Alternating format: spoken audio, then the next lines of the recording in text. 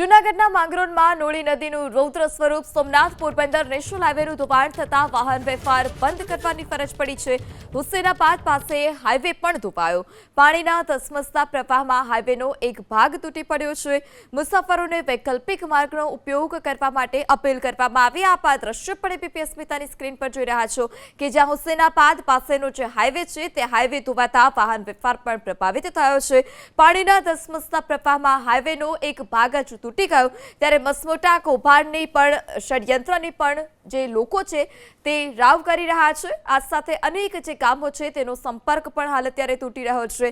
મુસાફરોને વૈકલ્પિક માર્ગનો ઉપયોગ કરવા માટે અપીલ કરવામાં આવી છે કારણ કે માંગરોળ કે જ્યાં મેઘરાજાએ સટાસટી બોલાવી છે, માંગરોળમાં આબ ફાટ્યું છે, જમીન ત્યાં જળની સ્થિતિ જોવા મળી રહી છે। નીચાણવાળા વિસ્તારોમાં ઘરોમાં વરસાદી પાણી ઘૂસી ગયા છે ત્યારે હાઈવેના આ દ્રશ્યો સોમનાથ પોરબંદર નેશનલ હાઈવેના આ દ્રશ્યો છે કે જ્યાં હાઈવેનું જ ધોવાણ થઈ ગયું, એક સાઈડનો ભાગ તૂટી જતા વાહન વ્યવહાર પ્રભાવિત। વધુ માહિતી સાથે સંવાદદાતા અર્જુન ફોન લાઈનથી જોડાયા છે। જે અર્જુન, આ જે હાઈવે છે સોમનાથ પોરબંદર નેશનલ હાઈવે તેની હાલ અત્યારે શું સ્થિતિ છે ને કોઈ ગામનો સંપર્ક તૂટ્યો છે ખરી? વૈકલ્પિક રસ્તો કયો છે?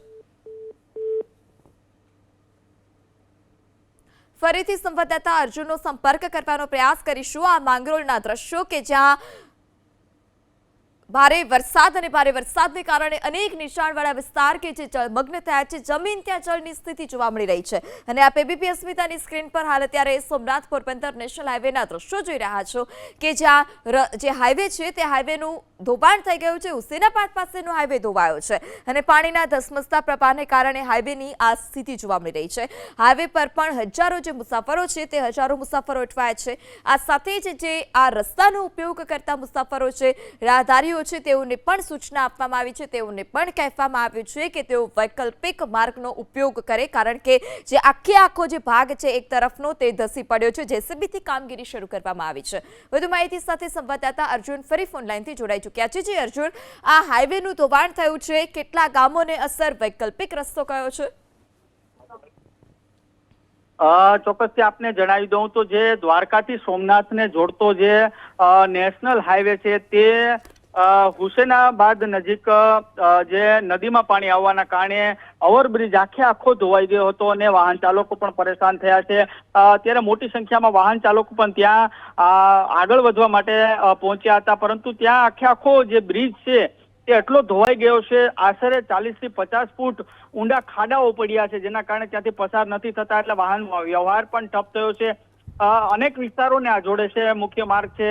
અત્યારે તંત્ર પણ પહોંચ્યું છે અને તાબડતોબ કાર્યવાહી પણ શરૂ કરી છે, પરંતુ વાહન વ્યવહાર વહેલી સવારથી જ બંધ છે કારણ કે આખો હાઈવે ધોવાઈ ગયો છે। જી અર્જુન, માહિતી બદલ આભાર। તો માંગરોળમાં ભારે વરસાદ અને માંગરોળમાં 22 ઇંચ વરસાદ ખાબકી ચૂક્યો છે અને આ તમામ વચ્ચે જે બ્રિજ છે તે બ્રિજનું પણ ધોવાણ થયું છે। હાઈવેનો એક તરફનો ભાગ ધસી પડતા મુસાફરો પણ હાલાકી ભોગવી રહ્યા છે।